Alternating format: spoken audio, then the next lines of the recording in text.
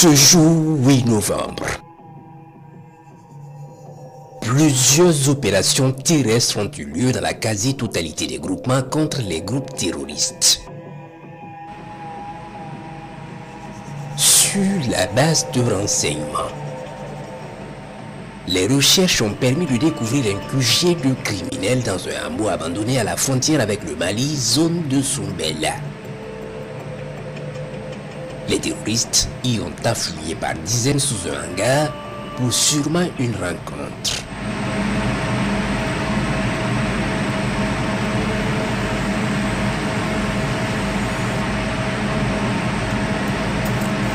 Les vecteurs aériens les surveillent et au bon moment frappent avec succès le QG.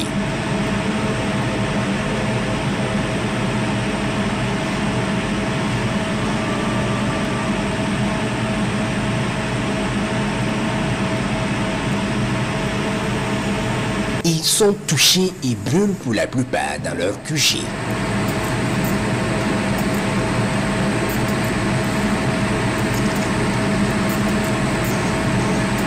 Toute leur logistique partira également en fumée.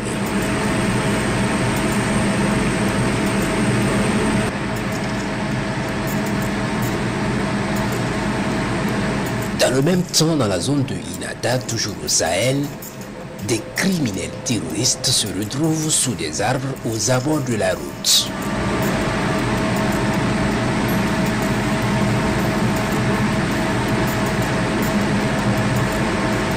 Une bonne partie se concerte sous cet arbre qui est automatiquement verrouillé.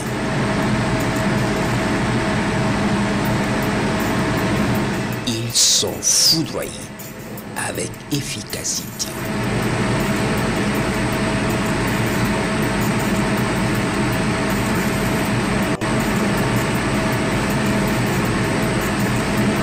D'autres qui se croyaient rescapés prennent la fuite mais n'iront pas loin car blessés pour la plupart, ils vont finir par s'écrouler.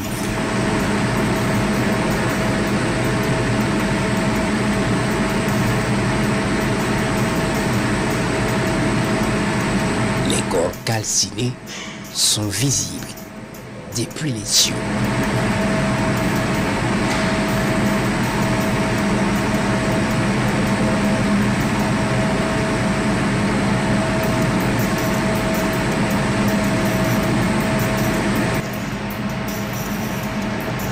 Au groupement Ouest, dans le même temps, les recherches ont permis de découvrir une base terroriste à 10 km de Paduma.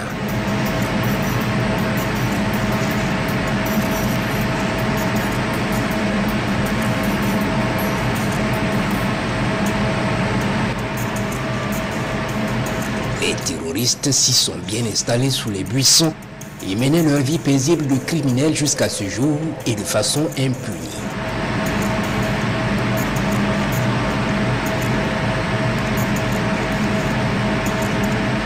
Ils sont verrouillés et les frappes vont s'enchaîner.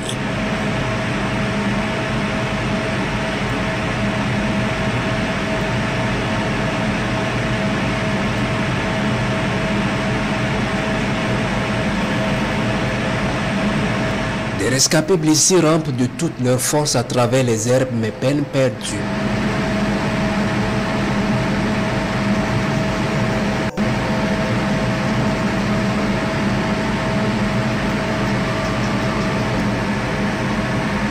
Ils seront consumés dans les flammes et les feux intensifiés par leur logistique.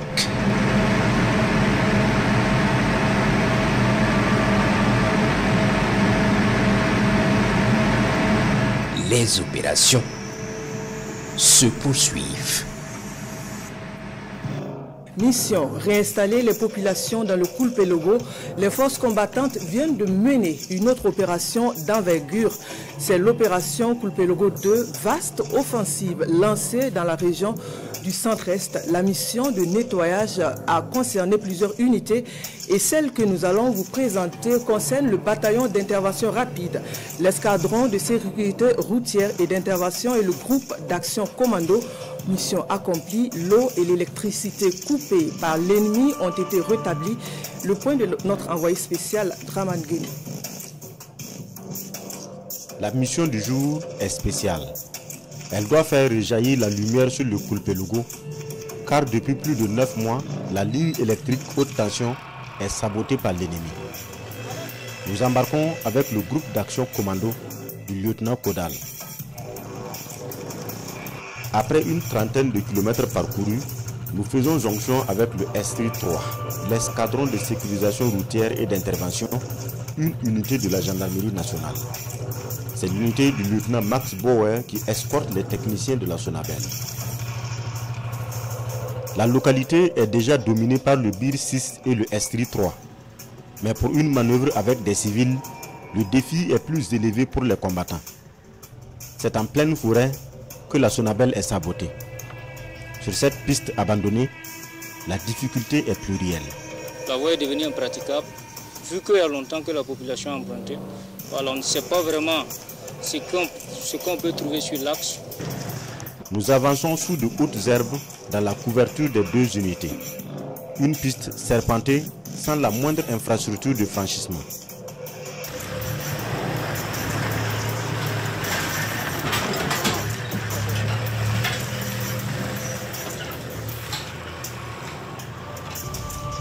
À moins d'une heure de route, le BIR 6 qui tient les lieux.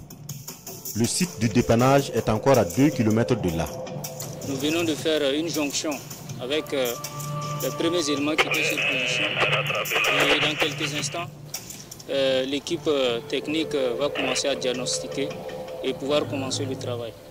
Sur le lieu, un poteau haute tension par terre et des fils coupés. Les techniciens se mettent à la tâche.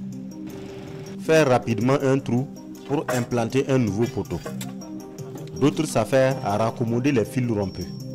Le dépannage doit tenir en quelque temps avant la tombée de la nuit. Timing respecté, il faut enfin remonter les fils.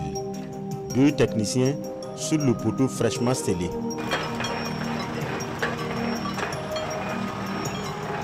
C'est la dernière panne réparée après 2 autres gérées la semaine dernière. Aujourd'hui, on est sur place, on a pu faire le dépannage et la localité, toute la province du Kulpelogo pourra avoir le courant, l'électricité maintenant. Donc on va réalimenter la province du Kulpelogo parce que le problème a été résolu maintenant. Le jus est réintroduit sur place et l'électricité est de retour dans la province. Mais notre retour doit s'organiser comme nous sommes venus.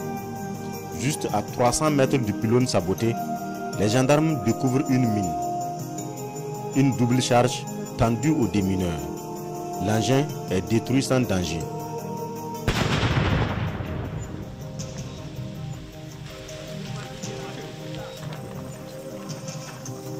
La mission ramène le courant, mais aussi de l'eau potable. L'eau a repris à couler dans les robinets de la province.